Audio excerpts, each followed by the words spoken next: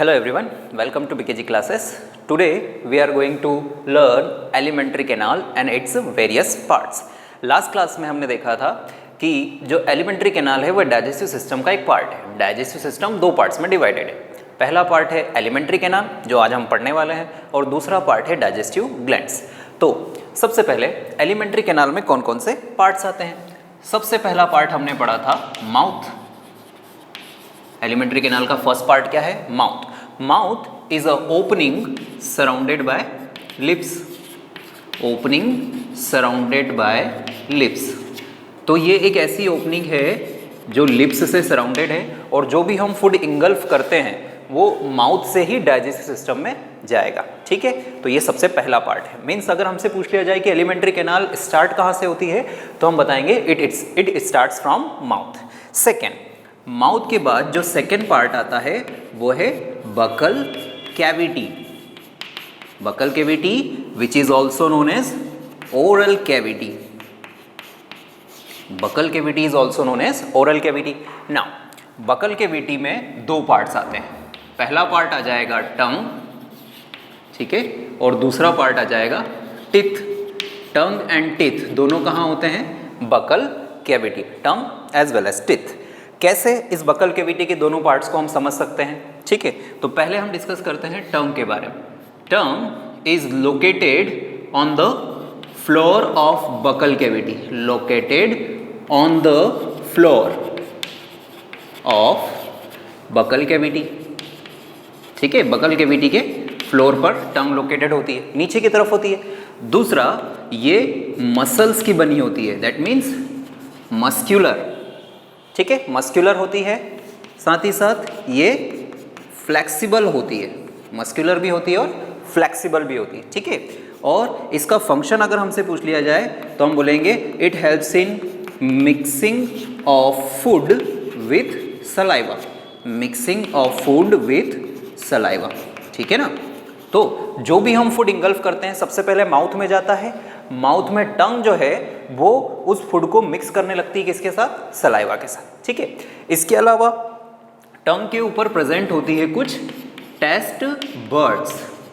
ये कुछ ऐसा सेंसिटिव रीजन है जो अलग अलग फूड को टेस्ट करने में हेल्प करता है. कुछ फूड हमको स्वीट लगता है, मीठा होता है, कोई फूड, कोई हमको जो है बिटर भी लग सकता है, कोई अलग टेस्ट कर सकता है. तो हमको अलग अलग टेस्ट जो फूड के डिटरमाइन होते हैं वो कैसे डिटरमाइन होते हैं? टेस्ट बर्ड्स की हेल्प से.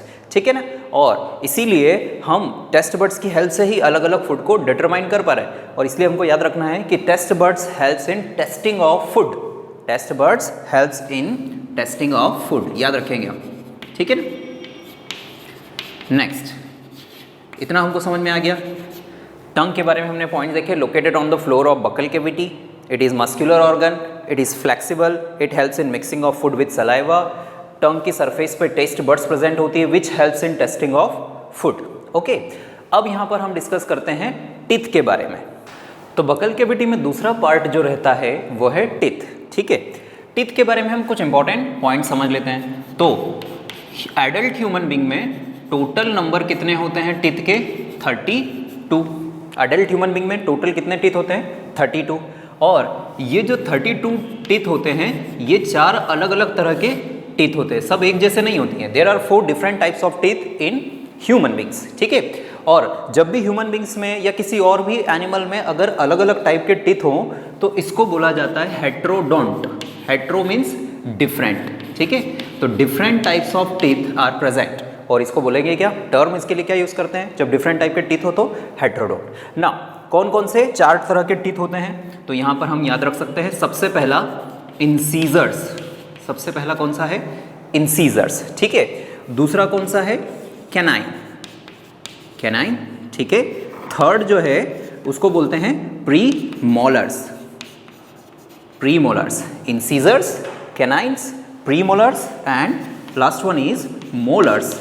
तो there are 4 different types of teeth. Now total number 32 है.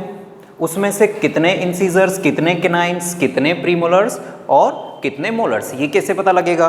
तो उसके लिए एक ह्यूमन बींग के लिए फॉर्मूला यूज होता है जिसको बोलते हैं डेंटल फॉर्मूला. उसको क्या बोलते हैं? Dental formula. डेंटल फॉर्मूला क्या है? 2123 बाय 2123। ना ये क्या है dental formula 2123 by 2123। Now suppose हम एक माउथ जो है यहाँ पर कंसिडर कर लेते हैं कि ये माउथ है, इसको ओपन किया हुआ है, ठीक है, और हमने इसको 4 ऐसे सेगमेंट्स में डिवाइड कर लिया। ऐसे 4 सेगमेंट्स में जब डिवाइड करते हैं तो इस पर्टिकुलर क्वार्टर में, इस क्वार्टर में यहाँ पर सामने की तरफ 2 ऐसे फ्लैट टीथ होते हैं, ठीक है, तो ये 2 जो है वो क्या हो जाएंगे, इंसीजर्स, ठीक है। इसके बाद एक पॉइंटेड टीथ रहेगा, ऐसा ऐसा नुकीला दांत रहेगा, उसको हम बोल देते हैं कैनाइन, ठीक है। उसके बाद 2 यहाँ पर और दांत आ जाएंगे, तो वो क्या हो जाएंगे, प्रीमोलर्स। और लास्ट में पीछे की तरफ 3 और दांत रहेंगे जिनको अपन दाढ़ बोल देते हैं, वो रहेगी, तो उनको क्या बोल देंगे, मोलर्स। तो इसीलिए देखो लिखा है 2 इंसीजर्स 1 कैनाइन, ठीक है, इसके बाद 2 प्रीमोलर्स और 3 यहाँ पर क्या हो जाएंगे, 3 मोलर्स। अब जैसा यहाँ पर सेटअप है वैसा का वैसा इसके नीचे रहेगा, इसीलिए 2123 और उसके नीचे भी क्या लिखा रहेगा, 2123। मतलब यहाँ पर 2 फ्लैट टीथ, इनको बोलेंगे क्या, ये 2 फ्लैट टीथ क्या हो गए, इंसीजर्स, ठीक है। उसके बाद ऐसे पॉइंटेड टीथ है ना, पॉइंटेड टीथ जो होता है उसको क्या बोल देते हैं, कैनाइन। उसके बाद ये 2 प्रीमोलर्स, ठीक है, फिर लास्ट में क्या हो जाएगा, 3 मोलर्स, इस तरह से, ठीक है। ऐसा का ऐसा सेटअप बाकी केस में भी रहेगा। तो ह्यूमन बींग्स के लिए अगर हमसे डेंटल फॉर्मूला पूछे तो हम बता सकते हैं, है ना। अब अगर हमारे पास डेंटल फॉर्मूला है तो हमने उससे पोजीशन बता दी, साथ ही साथ हम ये भी बता सकते हैं कि टोटल नंबर ऑफ इंसीजर्स कितने होते हैं। तो टोटल नंबर ऑफ इंसीजर्स 2 यहाँ है, 2 यहाँ है, 2 इधर भी रहेंगे और 2 इधर भी रहेंगे। मतलब इस डेंटल फॉर्मूला में जो भी टीथ के नंबर लिखे हैं उसका 4 टाइम्स, ठीक है। तो इंसीजर कितने लिखे हैं वहाँ पर 2, तो 2 का 4 टाइम्स कितना, 8, मतलब इंसीजर टोटल कितने होते हैं, 8। वैसे ही कैनाइन के लिए नंबर क्या लिखा होता है, 1, तो 1 का 4 टाइम्स कितना हो जाएगा, 4, मतलब 4 पॉइंटेड टीथ जो है वो कैनाइन कहलाएंगे। फिर प्रीमोलर्स जो है वो भी 2, तो 2 का 4 टाइम्स कितना हो जाएगा, 8, क्योंकि ये देखो 2 ये क्या हो गए प्रीमोलर, ऐसे ये भी 2 प्रीमोलर, इधर भी 2 प्रीमोलर, इधर भी प्रीमोलर 2 रहेंगे, तो ऐसे ही 8 हो जाएंगे। और मोलर्स कितने हो जाएंगे, 12, क्योंकि ये हर सेगमेंट में कितने हैं, 3, तो 3 3 6 9 और 12, ठीक है। अब इन सबको अगर अपन जोड़ दें तो ये सब कितने आ जाएंगे, 32 हो गए। टोटल नंबर ऑफ टीथ कितने हो गए, 32।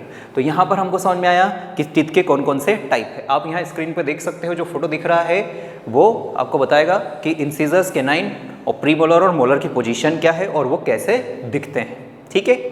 अब इसके आगे हम पढ़ते हैं यहाँ पर कि टीथ जो है वो क्या फंक्शन करता है और कैसा इसका मटेरियल है। तो अब हम यहाँ पर देख रहे हैं टीथ का स्ट्रक्चर। तो यहाँ एक डायग्राम आप देख पा रहे हो टीथ के स्ट्रक्चर में। देखो ये जो पोर्शन, जो मसूड़े या जिनको हम बोलते हैं गम्स के ऊपर वाला पोर्शन जो है, इस पूरे पोर्शन को हम बोल देते हैं क्राउन, ठीक है। और उसके नीचे वाला जो पूरा पोर्शन है जो अंदर होता है उसको हम बोलते हैं रूट। जैसे प्लांट में भी जो जमीन के नीचे रहता है उसको बोलते हैं रूट, ठीक है। वैसे यहाँ पर भी जो गम्स के अंदर टूथ का पोर्शन है या टीथ का पोर्शन है उसको बोल देंगे रूट। ये तो मेन पार्ट्स है, क्राउन और रूट। अब इंटरनल पार्ट्स क्या है, तो यहाँ पर जो वाइट पोर्शन होता है, जो टीथ हमारे वाइट दिखाई देते हैं, वो किसके कारण दिखाई देते हैं, तो इनेमल के कारण, ठीक है। और इसके बारे में एक इंपॉर्टेंट पॉइंट है, it is the strongest material in the body. Bone से भी ज़्यादा स्ट्रॉन्ग सब्सटेंस है बॉडी में, ठीक है। मतलब सबसे मजबूत अगर कोई चीज़ है बॉडी में तो वो है इनेमल। उसके बाद इनेमल के नीचे एक और हार्ड सब्सटेंस होता है यहाँ पर, जिसको हम बोलते हैं डेंटिन, ठीक है। तो हमारे टीथ जो स्ट्रॉन्ग इतने बने हुए हैं वो इन्हीं दोनों सब्सटेंस के कारण, एक है इनेमल और दूसरा है डेंटिन। ये तो है गम्स, ठीक है, ये तो हो जाएंगे गम्स। और ब्लड वेसल्स, यहाँ से ये जो होते हैं ये ब्लड वेसल्स, ये फैली हुई है पूरे टीथ में, ठीक है। इसीलिए अगर किसी कारण से दांत टूट जाता है तो वहाँ से ब्लीडिंग होती है, क्योंकि ब्लड वेसल्स रप्चर हो जाती है ना। तो टीथ जो है वो किसके बने हुए हैं, इनेमल के बने हुए हैं, और साथ ही साथ हम बोल सकते हैं डेंटाइन के भी बने हुए हैं, ठीक है ना। एक इंपॉर्टेंट चीज़ यहाँ पर हमको समझना है, टीथ के फंक्शंस। तो टीथ के फंक्शंस क्या होते हैं, तो सबसे पहला या इंपॉर्टेंट फंक्शन जो है वो है mastication of food. Mastication of food, या अपन जिसको सिंपली क्या बोल देते हैं, च्यूइंग, चबाना। तो जो भी हम फूड को खा रहे हैं हमारे टीथ क्या करते हैं, उसको ब्रेक करने चालू हो जाते हैं। तो जो हमारा लोअर जो होता है वो मूवेबल होता है, जो नीचे वाला जबड़ा होता है वो मूवेबल होता है, और दोनों लेयर जो होती है टीथ की उसके बीच में जब फूड आता है तो उसकी चीविंग होती है, ठीक है ना, उसको हम चबा रहे हैं, उसी को हम क्या बोलते हैं, मेस्टिकेशन ऑफ फूड। जब हम ये मेस्टिकेशन कर रहे होते हैं उसी समय में जो सलाइवा है उसके साथ मिक्सिंग होती है फूड की। कौन करता है, तो हमने बोला था mixing of food with saliva, ये किसका काम है, टंग का काम है, ठीक है। तो ये टीथ के बारे में हम याद रख सकते हैं। लेकिन एक इंपॉर्टेंट चीज़ और यहाँ पर जो हमको दिया हुआ है टूथ डीके, ठीक है। तो यहाँ हमको एक और इंपॉर्टेंट चीज़ समझ लेना है, टूथ डीके, दांतों में जो सड़न प्रोड्यूस हो जाती है उसको बोलते हैं टूथ डीके। अब ऐसा कैसे पॉसिबल होता है, नाउ सपोज ये एक टीथ है, ठीक है, हमने कोई चीज़ खाई, मान लिया कि कोई मीठी चीज़ खाई, तो हमने उसके बाद प्रॉपर पानी नहीं पिया या ब्रश नहीं किया, ठीक है, तो क्या होता है यहाँ पे उस चीज़ के कुछ सब्सटेंस जो है वो पार्टिकल जो है वो टीथ की सरफेस पे चिपके रह गए, ठीक है। तब इस पर कौन अटैक करते हैं, इस पार्टिकल पे अटैक कर देते हैं बैक्टीरिया, ठीक है। तब इस पे कौन अटैक कर देगा, बैक्टीरिया। तो जैसे यहाँ पे पार्टिकल्स पे बैक्टीरिया ने अटैक किया, ये उसको तोड़ने लगेगी, उन पार्टिकल्स को, बैक्टीरिया उन पार्टिकल्स को तोड़ने लगे, और उसके कारण प्रोड्यूस होता है एसिड, और वो एसिड धीरे धीरे क्या कर सकता है, इस इनेमल को खराब करने लगेगा, सड़ाने लगेगा। तो इसीलिए हम इसको क्या बोलते हैं, टूथ डीके। तो इससे बचने का तरीका क्या है, पहली चीज़ तो ये कि जब कुछ खा रहे हैं हम तो उसके बाद प्रॉपर कुल्ला करना चाहिए। दूसरा, ब्रश प्रॉपर करना चाहिए, सुबह तो करना ही चाहिए, रात को सोने के समय भी, सोने से पहले भी हमको ब्रश कर लेना चाहिए, ठीक है। अब क्योंकि यहाँ पर एसिड प्रोड्यूस हुआ बैक्टीरिया के एक्शन से, और हम टूथपेस्ट अगर यूज़ करेंगे तो उसमें होते हैं बेसिस, तो एसिड और बेस दोनों की रिएक्शन हो जाएगी। एसिड और बेस की रिएक्शन को हम न्यूट्रलाइजेशन रिएक्शन बोलते हैं। वो वहाँ से एसिड हट जाएगा और हमारे दांतों में सड़न नहीं होगी। तो ये टूथ डीके का एक कंसेप्ट बुक में हमको मोर टू नो वाले पैराग्राफ में बताया हुआ है, इसलिए हमको याद रखना है, ठीक है।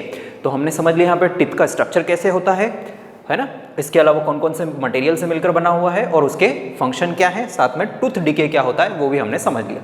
तो अभी हमने समझ लिया कि टंग कैसे एक्शन लेती है और टूथ कैसे एक्शन लेते हैं। जब फूड हमारे माउथ में पहुंच चुका है, या यूँ बोले बकल कैविटी में पहुंच चुका है, तो उसका मैस्टिकेशन चालू हो जाएगा, ठीक है। साथ में उसको सलाइवा के साथ भी मिक्स करेंगे। फूड जो कि एक कॉम्प्लेक्स पार्टिकल था उसको तोड़ के बहुत छोटे छोटे या सिंपलर पार्टिकल्स में कन्वर्ट किया जा रहा है। कौन कर रहा है ये काम, अभी तक बकल कैविटी में ये काम टीथ कर रहा है, ठीक है ना। सलाइवा की हेल्प से उन स्मॉल पार्टिकल्स को, स्मॉल पार्टिकल्स जो फूड के बन गए हैं उनको वापस क्या कर दिया जाएगा, एडहर कर दिया जाएगा। एडहर्ड मतलब उनको चिपका दिया जाएगा, ठीक है। तो एडहर्ड टुगेदर, और इनको जैसे ही चिपका दिया जाएगा तो एक स्ट्रक्चर बनेगा जिसको बोलेंगे बोलस, जिसको बोला जाएगा बोलस, ठीक है। और इस बोलस को फिर हम स्वॉलो करते हैं। स्वॉलोविंग की जो प्रोसेस है वो एक्चुअल में किसकी है, बोलस की। अब बोलेंगे ये कैसे हो रहा है, नाउ सपोज ये कोई फूड पार्टिकल है जो खाया हमने, टीथ की हेल्प से इसको क्या कर दिया, तो इसको मान लिया कि छोटे छोटे पार्टिकल्स में तोड़ दिया, ठीक है। तो ये ब्रेक डाउन हो गया। अब ये तो छोटे छोटे पार्टिकल्स बहुत सारे हो गए, लेकिन इन सारे पार्टिकल्स को सलाइवा की हेल्प से क्या किया गया, एडहर कर दिया गया। एडहर कर देना मतलब साथ में चिपका दिया गया। तो ये जो स्ट्रक्चर रहेगा इसको बोला जाएगा बोलस। इसमें सारे पार्टिकल्स अलग अलग है, बट सलाइवा की हेल्प से क्या हो गए, चिपक गए, ठीक है ना। इसको क्या किया जाएगा, अब स्वॉलो किया जाएगा। तो स्वॉलोविंग जो होती है वो एक्चुअल में किसकी होती है, बोलस की। स्वॉलोविंग जो होगी किसकी होगी, बोलस की, ठीक है। जैसे ही स्वॉलोइंग होगी तो फूड जो है वो कहाँ पहुँच जाएगा, फूड पाइप में, या इसी को क्या बोल दिया जाता है, oesophagus. Food pipe is also known as oesophagus, ठीक है। अब यहाँ पर हमको समझना है कि ये जो फूड पाइप है, ये फूड पाइप है, इस तरह की ट्यूब होती है ना। मान लेते हैं कि यहाँ पर फूड प्रेजेंट है, ये फूड है, स्वॉलो करके आया है। तो इसके बारे में खास बात यह है कि इसकी मसल्स जो है, फूड पाइप की मसल जो है वो फूड को स्टोमक की तरफ पास करने में हेल्प करती। कैसे हेल्प करेगी, तो यहाँ हमको समझना है कि जैसे यहाँ पे अभी फूड प्रेजेंट है तो यहाँ की मसल्स ऐसी फैल जाएगी और बाकी की मसल्स क्या रहेगी, कॉन्ट्रैक्टेड रहेगी, ठीक है। तो यहाँ पर अभी अपन ने बोल दिया कि ये फूड प्रेजेंट है। अब इसके बाद जो फूड है, यहाँ से मसल्स कॉन्ट्रैक्ट होने के कारण फूड जो है वो और आगे बढ़ जाएगा, फूड जो है वो और आगे बढ़ जाए। तो अब यहाँ की मसल्स वापस अपनी ओरिजिनल पोजीशन में आ जाएगी, लेकिन इसके आगे की मसल जो है वो क्या हो जाएगी, रिलैक्स हो जाएगी, ठीक है। तो फुट जो है वो यहाँ पर आ गया। तो क्या दिख रहा है, मसल्स जो है वो कंटिन्यूसली कॉन्ट्रैक्शन और रिलैक्सेशन कर रही है। तो इस तरह का मूवमेंट जो होता है, इस मूवमेंट को बोलते हैं peristaltic movement. This movement is known as peristaltic movement, ठीक है। तो हम पेरिस्टाल्टिक मूवमेंट को डिफाइन कैसे कर सकते हैं? पेरिस्टाल्टिक मूवमेंट को हम इस तरह से डिफाइन करेंगे, it is rhythmically contraction and relaxation in the muscles of foot pipe और एंटायर एलिमेंट्री कैनाल। देखो, जो पूरी एलिमेंट्री कैनाल में जहाँ जहाँ भी ट्यूबुलर पार्ट्स होते हैं वहाँ की मसल्स कंटिन्यूसली एक रिदम में कॉन्ट्रैक्शन और रिलैक्सेशन करती है। क्यों करती है? तो हम बोलेंगे in order to push food in forward direction. ये ऐसा इसलिए कर रही है ताकि वो जो फूड है उसको फॉरवर्ड डायरेक्शन में पुश कर सके, ठीक है। तो यहाँ देख रहे हो, पहले फूड यहाँ था, फिर यहाँ से आगे बढ़ा तो इधर आ गया, इसके और आगे जाएगा, मतलब फूड कहाँ बढ़ रहा है? आगे बढ़ते जा रहा है। तो ये कैसे पॉसिबल है? कॉन्ट्रैक्शन और रिलैक्सेशन। तो इस तरह का मूवमेंट जो रहता है उसको क्या बोलते हैं? पेरिस्टाल्टिक मूवमेंट बोलेंगे। ये पूरी एलिमेंट्री कैनाल में हो सकता है, साथ ही साथ ये बेसिकली हमको कहाँ विजिबल होता है? तो हम बोलेंगे फुट पाइप। अब हम यहाँ पर एक कंसेप्ट समझते हैं कि ग्लॉटिस क्या होता है और एपिग्लॉटिस क्या होता है। अभी हमने समझ लिया कि जैसे ही फूड को स्वॉलो किया जाता है वो कहाँ चले जाता है? फुट पाइप में चले जाता है। अब हमारे दिमाग में एक क्वेश्चन उठना चाहिए कि वो विंड पाइप में क्यों नहीं जाता? जब भी हम फूड खाते हैं तो हमेशा फुट पाइप में क्यों जाता है, जबकि वहाँ पर तो एक और पाइप है। कौन सा पाइप? विंड पाइप, जिसके थ्रू हम सांस लेते हैं, जिसके थ्रू एयर जो है वो लंग्स तक जाती है या वहाँ से वापस आती है। हमेशा फुट पाइप में ही क्यों जाता है, विंड पाइप में क्यों नहीं जाता है? तो उसके लिए बॉडी ने एक बढ़िया इंतजाम कर रखा है। क्या है वो? तो सबसे पहले हमको यहाँ समझना चाहिए ग्लॉटिस क्या होता है। देखो, ये है विंड पाइप जो कहाँ जा रहा होगा, देखो हमने लिखा है विंड पाइप जो है वो कहाँ जाता है? लंग्स में जाता है। तो ये विंड पाइप की ओपनिंग है। विंड पाइप की जो ओपनिंग होती है उसको बोला जाता है glottis. Opening of windpipe is known as glottis. और इस ओपनिंग के ऊपर, ये जो ओपनिंग है उसके ऊपर यहाँ पर ये जो एक पॉइंटेड स्ट्रक्चर या ऐसा बोल सकते हैं हम फ्लैप, एक होता है ढक्कन जैसा स्ट्रक्चर होता है, this structure is known as epiglottis. तो मतलब विंड पाइप की जो ओपनिंग है उसको बोला जाएगा ग्लॉटिस, और ग्लॉटिस के ऊपर जो एक फ्लैप है उसको बोला जाएगा एपिग्लॉटिस। नाउ व्हाट हैपन्स, जब भी फूड यहाँ से एंटर होकर जा रहा है, मतलब हम स्वॉलोइंग कर रहे हैं, तो वो इस एपिग्लॉटिस से होता हुआ फाइनली कहाँ गिरता है? फुट पाइप में गिरता है। तो हम ये भी बोल सकते हैं कि जो विंड पाइप है उसके ऊपर ऐसी कवरिंग है और इसीलिए कभी भी विंड पाइप में फूड नहीं जाता है, क्योंकि उसको किसने कवर कर रखा है? एपिग्लॉटिस ने। तो हमसे अगर पूछ लिया जाए कि एपिग्लॉटिस का क्या फंक्शन है, तो हम बोलेंगे epiglottis covers glottis. Epiglottis cover करता है किसको? ग्लॉटिस को, and prevents entry of food into wind pipe. Food कभी भी विंड पाइप में नहीं जाता है। क्यों नहीं जाता है? क्योंकि कौन रोक रहा है उसको? एपिग्लॉटिस रोक रहा है। तो यही कारण है कि जब भी फूड को इंगल्फ किया जाएगा वो हमेशा किस पाइप में जाएगा? फूड पाइप में जाएगा, कभी भी विंड पाइप में नहीं जाएगा, ठीक है ना। तो एपिग्लॉटिस और ग्लॉटिस के फंक्शन को हम याद रखेंगे। ओके, तो अब हम देख रहे हैं यहाँ पर स्टमक के बारे में। फूड जो है फुट पाइप से होते हुए कहाँ पहुँचता है? स्टमक में, ठीक है। इसके बारे में कौन कौन से पार्ट्स हम पॉइंट्स याद रख सकते हैं? सबसे पहला पॉइंट हम याद रखेंगे कि इसका शेप कैसा होता है। तो it is a J shaped, ठीक है, और ये एक सैक लाइक ऑर्गन होता है। J shaped sac like organ है, ठीक है। किसका बना हुआ है? तो हम बोलेंगे बेसिकली ये मसल्स का बना हुआ है, इसलिए हम इसके बारे में ये एक पॉइंट ऐड कर सकते हैं। It is J shaped sac like muscular organ, ठीक है। अब इसमें कौन कौन से पार्ट्स आते हैं, तो उन पार्ट्स को हम समझ लेते हैं। तो बेसिकली स्टमक में 4 पार्ट्स आते हैं। सबसे पहला पार्ट कार्डिया, यहाँ समझना है अपने को। ये है फुट पाइप, तो फुट जो है वो यहाँ से आ रहा है, ठीक है। फुट जो है वो यहाँ सबसे पहले पहुँचता है। तो ये जो पार्ट है इसको हम क्या बोल देते हैं? कार्डिया या कार्डियक, ठीक है। तो ये फर्स्ट पार्ट हो गया कार्डियक। फिर इसके ऊपर ये वाला जो भाग है, ये भाग पूरा क्या कहलाता है? फंडस। तो मतलब स्टमक के 2 पार्ट्स हो गए। पहला पार्ट हो गया कार्डिया, जो फूड को रिसीव कर रहा है। उसके ऊपर वाला पार्ट होता है कौन सा? फंडस, ठीक है ना। फिर आ जाता है ये पूरा पार्ट जिसको हम बोल देते हैं बॉडी ऑफ स्टमक। तो पूरा ये वाला जो पार्ट है इसको बोलेंगे बॉडी ऑफ स्टमक, ठीक है। तो थर्ड पार्ट क्या हो जाएगा? बॉडी ऑफ स्टमक, है ना। फिर आगे देखें, ये वाला जो भाग है बॉडी ऑफ स्टमक के अलावा ये वाला भाग जो है इसको बोलते हैं पाइलोरस। तो फोर्थ पार्ट जो होता है वो कहलाएगा पाइलोरस। तो बेसिकली स्टमक में कितने पार्ट्स हो गए? 4 पार्ट्स। ये कार्डिया, ठीक है, फिर ये फंडस ये वाला पार्ट बॉडी ऑफ स्टमक और ये वाला पार्ट होता है पाइलरस। और उसके बाद ये जो ट्यूब दिखाई दे रही है ये होती है स्मॉल इंटेस्टाइन, जिसको हम आगे पढ़ेंगे, ठीक है ना। तो मतलब स्टमक के बाद अगला पार्ट जहाँ पर फूड जाएगा वो कौन सा होगा, स्मॉल इंटेस्टाइन, ठीक है। ये सारे पार्ट्स हो गए ना। हमसे पूछा जा सकता है कि जब भी हम कोई फूड को खाते हैं अगर वो स्टमक में पहुंच गया है तो वो वहाँ कितनी देर तक रहेगा। तो हम याद रखेंगे stomach stores food for 4 to 5 hours, 4-5 घंटों के लिए स्टमक के अंदर फूड स्टोर रहता है। और इन 4-5 घंटों में स्टमक के अंदर अलग अलग सिक्रीशन होते हैं, उन सिक्रीशंस की हेल्प से फूड का डाइजेशन चलता रहता है, ठीक है। थोड़ा बहुत डाइजेशन फूड का बकल कैविटी में टिथ ने कर दिया, क्योंकि डाइजेशन का मतलब क्या होता है, ब्रेक डाउन ऑफ फूड। अब जैसे जैसे फूड टूटते जाएगा तो वो छोटे छोटे पार्टिकल्स में कन्वर्ट होते जाएगा। वही फूड जो है वो स्टमक में पहुंचा, स्टमक में उसको और डाइजेस्ट किया जाएगा, किसकी हेल्प से, कुछ सिक्रीशंस की हेल्प से। अब वो क्या सिक्रीशंस होते हैं वो अब हम समझते हैं। ओके, तो अब हम देख रहे हैं कि स्टोमक में कौन कौन से सिक्रीशंस होते हैं और वो कैसे फूड के डाइजेशन में हेल्प करते हैं। तो स्टोमक में जो सबसे पहला सिक्रीशन होता है वो है हाइड्रोक्लोरिक एसिड, या जिसको शॉर्ट में लिख देते हैं HCl। अब ये क्योंकि एक एसिड है, आपने केमिस्ट्री में पढ़ा होगा कि एक स्ट्रॉन्ग एसिड है, फिर ये स्टमक में क्या कर रहा है, ठीक है। तो हम यहाँ पर समझते हैं कि हाइड्रोक्लोरिक एसिड जो कि स्टमक की वॉल से या स्टमक की सेल्स से सिक्रीट होता है और वो यहाँ पर कुछ इंपॉर्टेंट रोल प्ले कर रहा होता है, ठीक है। तो हाइड्रोक्लोरिक एसिड जो है वो स्टमक में बेसिकली 2 काम करता है, ठीक है ना।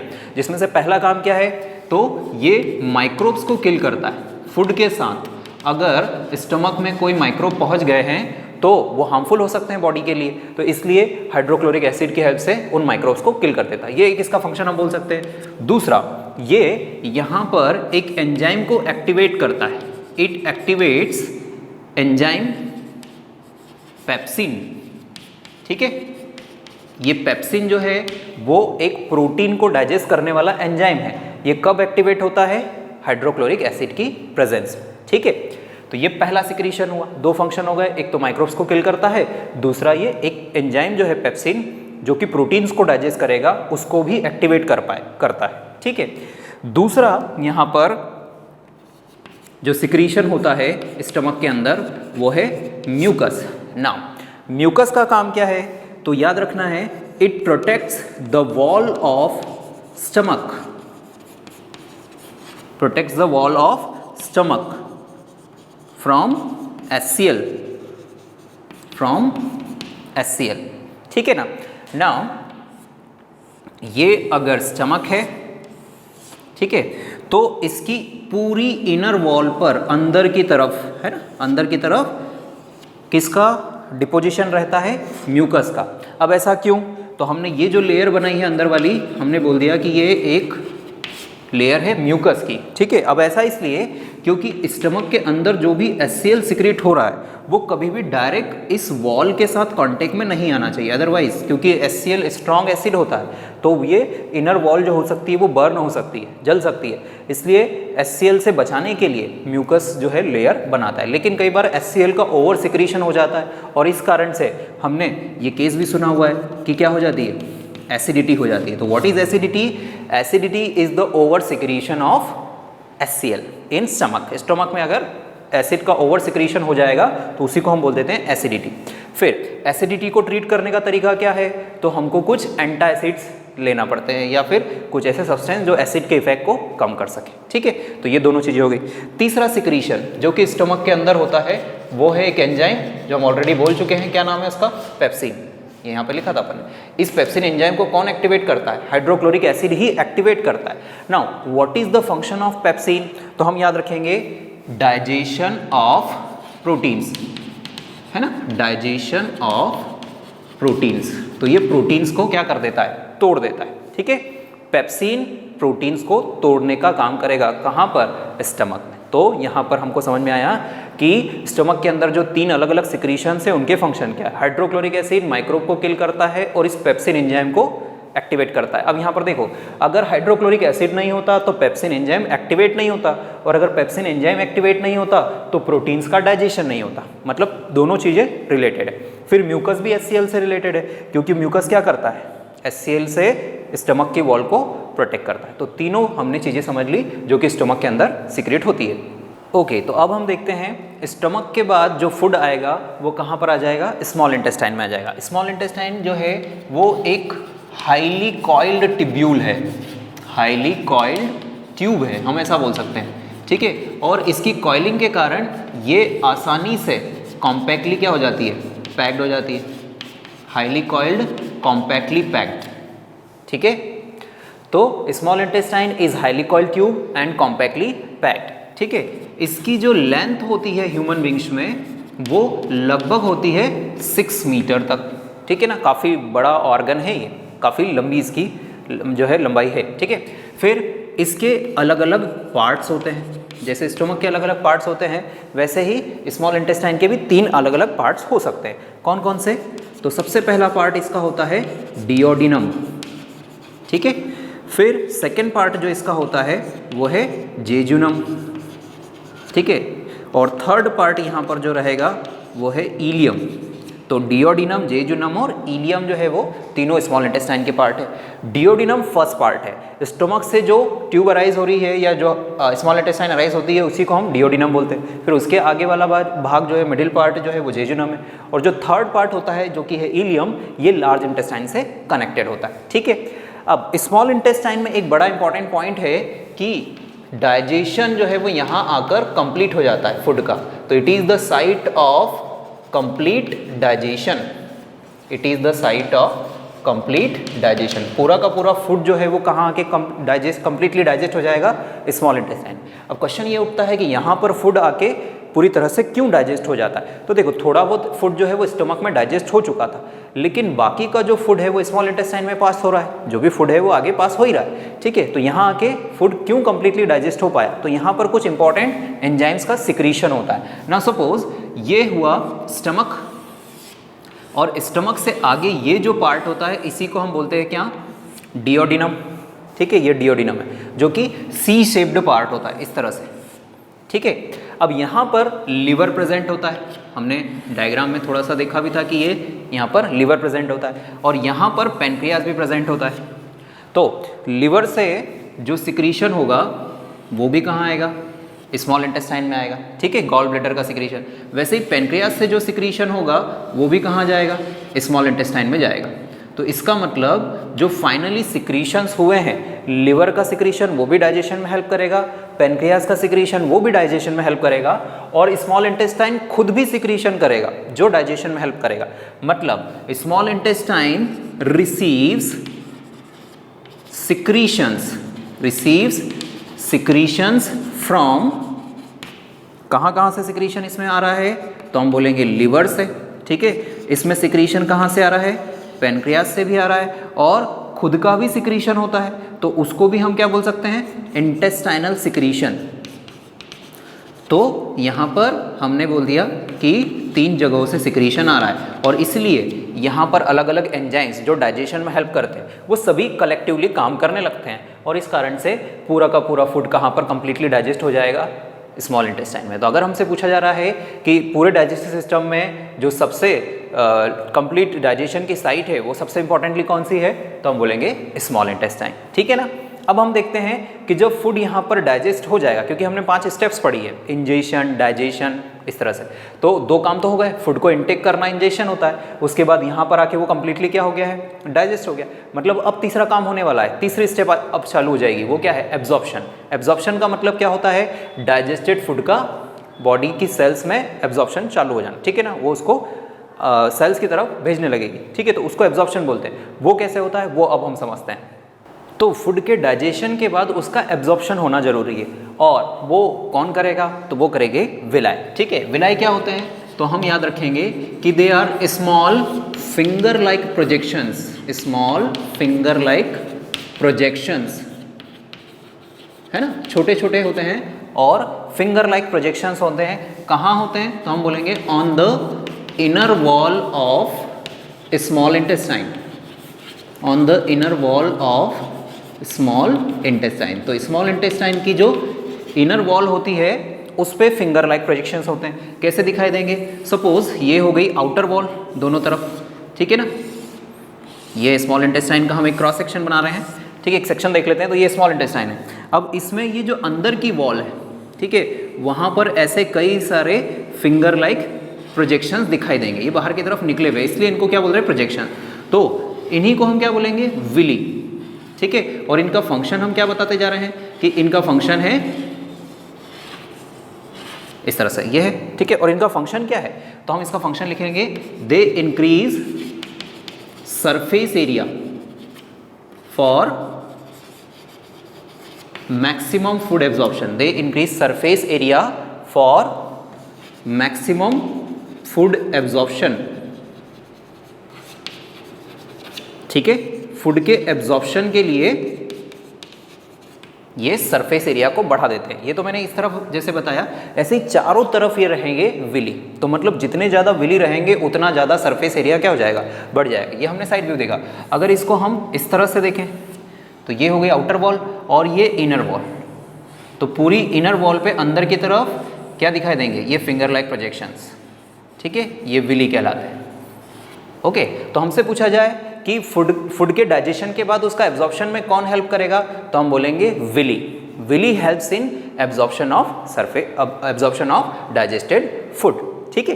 तो अब हम देखते हैं कि जो भी फूड डाइजेस्ट होगा वो फाइनली किस प्रोडक्ट में कन्वर्ट हो जाएगा। तो इसलिए हम बोल रहे हैं final products of digested food. We are starting from protein. जैसे ही प्रोटीन का डाइजेशन शुरू होता है तो स्टमक में हमने एक एंजाइम पढ़ा है, पेप्सिन, है ना। पेप्सिन एंजाइम जो है वो पहले प्रोटीन को पेप्टोन्स में बदलता है और फिर ये पेप्टोन प्रोटीएज एंजाइम की हेल्प से किस में बदल जाता है, अमीनो एसिड में। मतलब जब प्रोटीन का डाइजेशन होता है तो फाइनल प्रोडक्ट क्या बनते हैं, अमीनो एसिड्स। इसका मतलब स्मॉल इंटेस्टाइन में प्रोटीन के डाइजेशन के बाद क्या बनेगा, अमीनो एसिड। और यही अमीनो एसिड क्या होता है, एब्जॉर्ब हो जाता है, ठीक है ना। उसके बाद सेकेंड आता है फैट। फैट जो है उसको लाइपेज एंजाइम डाइजेस्ट करता है और किस में बदल देता है, fatty acids and glycerol. Fat को लाइपेज एंजाइम डाइजेस्ट करके फैटी एसिड्स एंड ग्लिसरॉल में बदल देता है, ठीक है। फिर आता है कार्बोहाइड्रेट। कार्बोहाइड्रेट में फॉर एग्जांपल हम ले लेते हैं स्टार्च। कार्बोहाइड्रेट कई तरह के होते हैं, उसमें से हमने एक ले लिया स्टार्च। स्टार्च को पहले सलाइवरी एमाइलेज, जब हम डाइजेस्टिव ग्लैंड्स पढ़ेंगे वहाँ पर आएगा सलाइवरी एमाइलेज, जो कि सलाइवरी ग्लैंड से रिलीज होता है।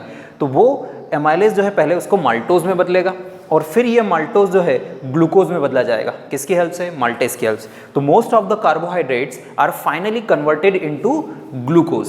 उनको फाइनली किस में बदल दिया जाता है, ग्लूकोज में। तो हमसे पूछा जा रहा है कि प्रोटीन किस में बदल जाते हैं फाइनल प्रोडक्ट में, तो अमीनो एसिड। फैट्स किस में बदल जाते हैं, तो हम बोलेंगे फैटी एसिड्स एंड ग्लिसरॉल में। वैसे ही कार्बोहाइड्रेट किस में बदल जाते हैं, तो हम बोलेंगे ग्लूकोज में। और इन सब के कन्वर्जन के लिए कहीं ना कहीं कोई ना कोई एंजाइम काम कर रहा है। तो इन्हीं को ऐसे केमिकल सब्सटेंसेस जो इन सबका डाइजेशन कर रहे हैं, इन सारे कॉम्प्लेक्स मटेरियल्स का डाइजेशन कर रहे हैं, उन्हीं को हम बोल देते हैं डाइजेस्टिव एंजाइम्स, ठीक है, जो कि अलग अलग तरह के हो सकते हैं। ओके, तो एलिमेंट्री कैनाल का जो नेक्स्ट ऑर्गन हम जो देख रहे हैं या जो लास्ट ऑर्गन देख रहे हैं वो है लार्ज इंटेस्टाइन। स्मॉल इंटेस्टाइन में जो भी फूड होता है उसका तो एब्जॉर्प्शन हो गया, ठीक है। अब कुछ वेस्ट सब्सटेंसेस ऐसे होते हैं जिनको बॉडी से रिमूव करना होता है।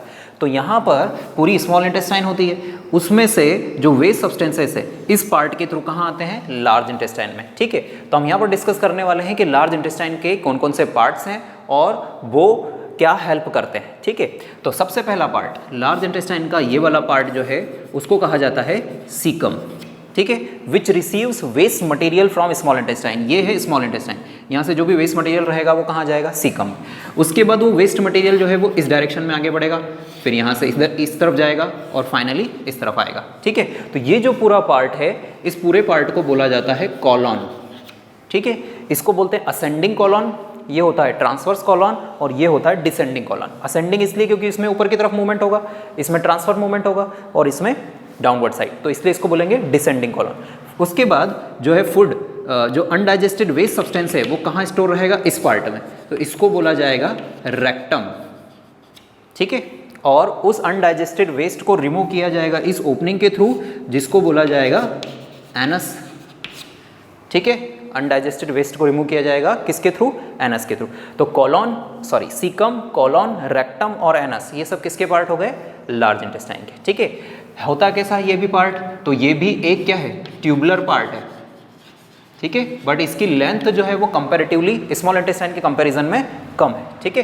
तो इसकी लेंथ कितनी होती है, तो लगभग इसकी लेंथ होती है 1.5 मीटर तक, ठीक है, जबकि स्मॉल इंटेस्टाइन की लगभग 6 मीटर तक है। उसके बाद आता है इसका फंक्शन।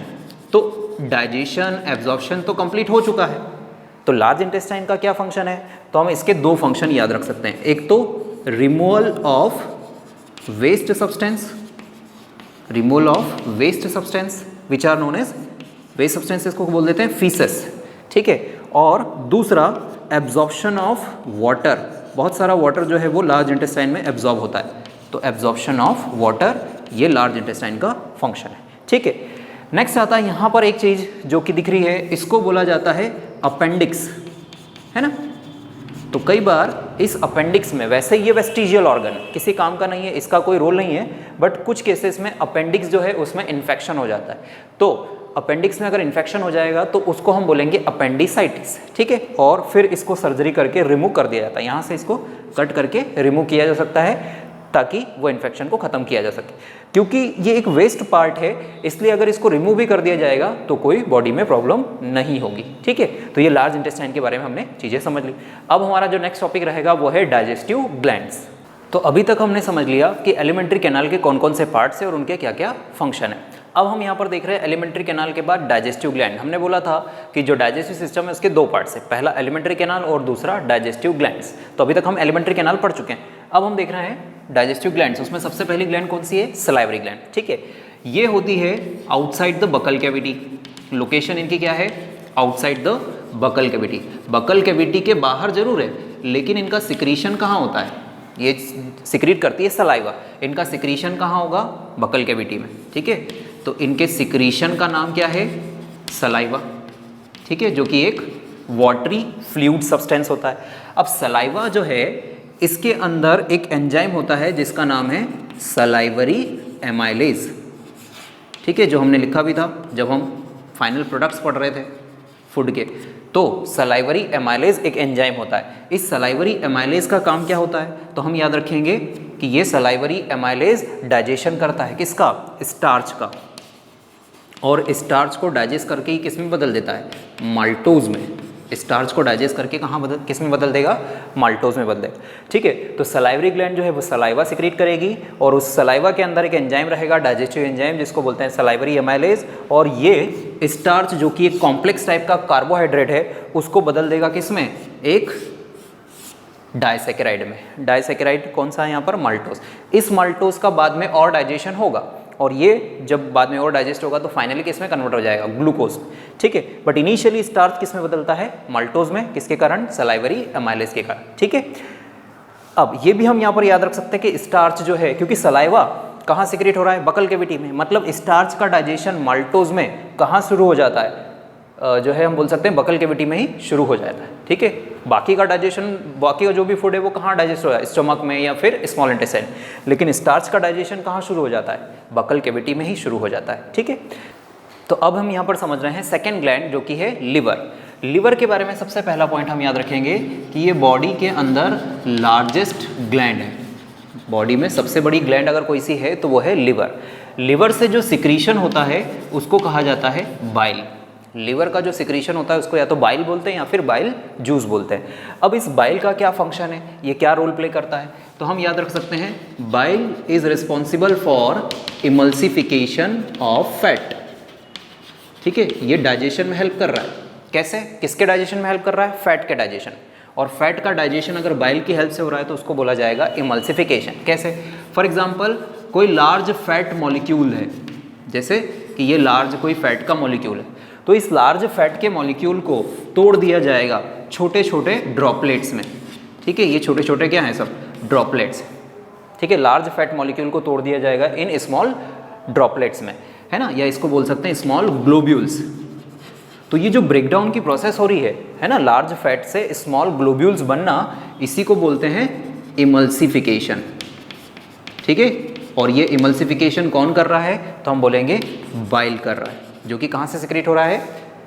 लिवर से, ठीक है ना। लिवर की पोजीशन अगर हम देखते हैं तो ये बॉडी में राइट साइड में प्रेजेंट होता है, इस तरह का एक ऑर्गन होता है।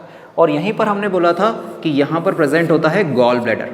तो ये गॉल ब्लैडर, तो जो भी बाइल बनेगा वो बनेगा कहाँ? लिवर में, लेकिन वो स्टोर कहाँ होगा? गॉल ब्लैडर में, ठीक है। तो हम याद रख सकते हैं कि ये है गॉल ब्लैडर, और इस गॉल ब्लैडर का फंक्शन क्या है?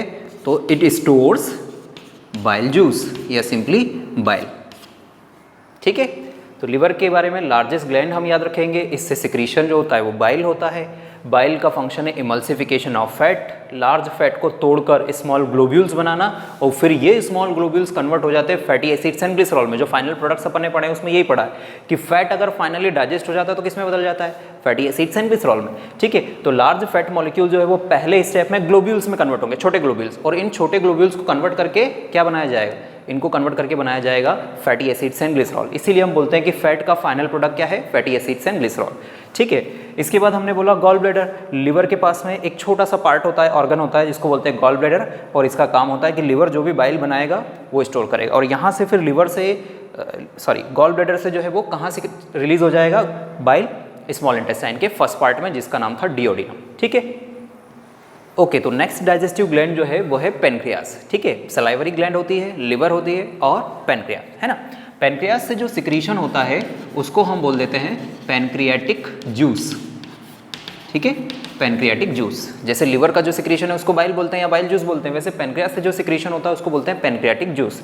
इस पेनक्रियाटिक जूस में वेरियस डाइजेस्टिव एंजाइम होते हैं, लेकिन जो मोस्ट इंपॉर्टेंट है वो हम याद रख सकते हैं ट्रिप्सिन। ठीक है, जैसे पेप्सिन प्रोटीन का डाइजेशन करता है स्टोमक में, वैसे ही ट्रिप्सिन जो है वो भी प्रोटीन का डाइजेशन करेगा, लेकिन कहाँ पर, स्मॉल इंटेस्टाइन में। तो पेनक्रियास से पेनक्रियाटिक जूस सिक्रीट होता है और उसी के अंदर होता है ट्रिप्सिन, जो कि एक प्रोटीन डाइजेस्टिंग एंजाइम है।